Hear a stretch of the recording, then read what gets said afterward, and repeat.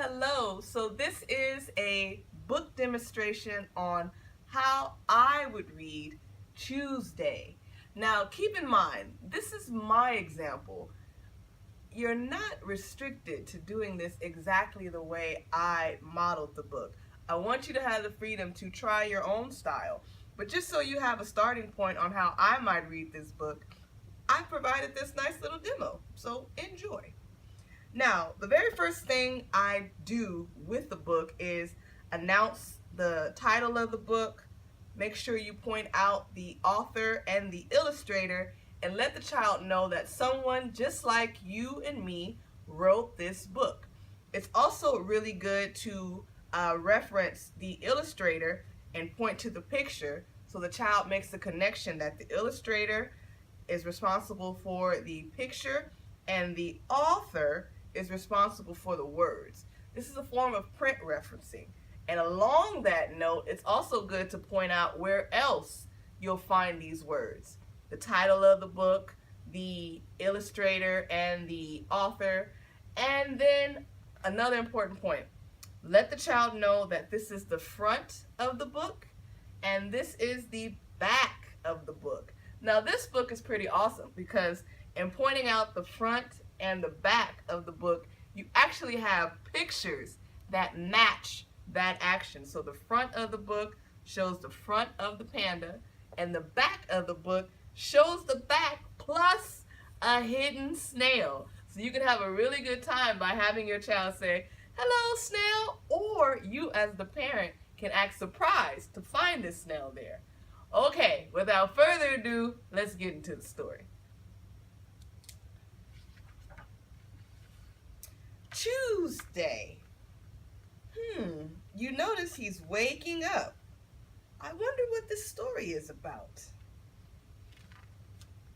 Oh, I almost forgot to do it myself.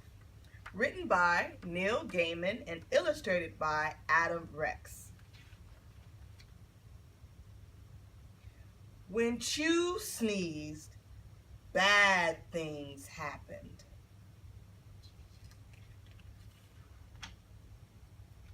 In the morning, Chew went with his mother to the library.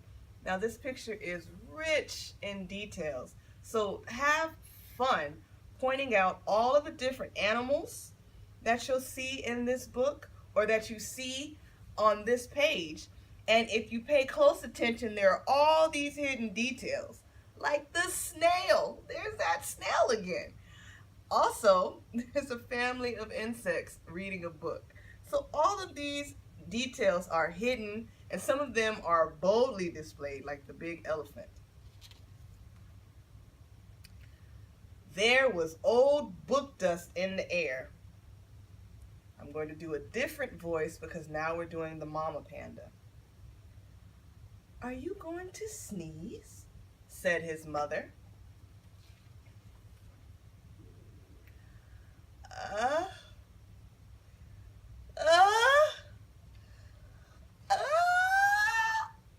No, said Chew. At lunchtime, Chew went with his father to the diner. There was a lot of pepper in the air. "Are you going to sneeze?" asked his father. Uh,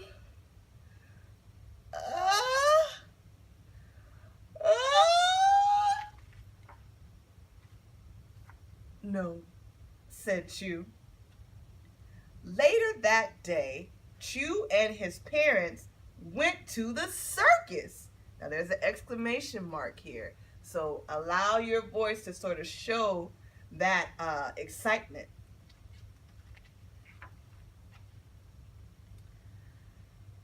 "I will tell you something," said Chew.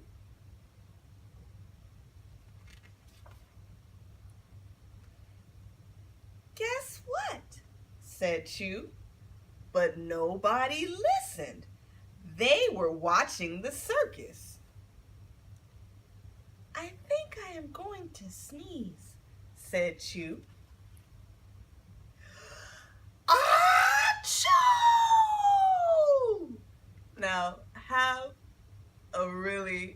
extremely dramatic sneeze because this little bitty panda has this massive sneeze.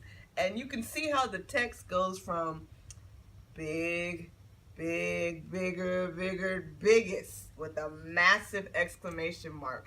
So please do not see this and say, achoo, because it won't make sense that such a little sneeze had this effect. Look at this rich illustration.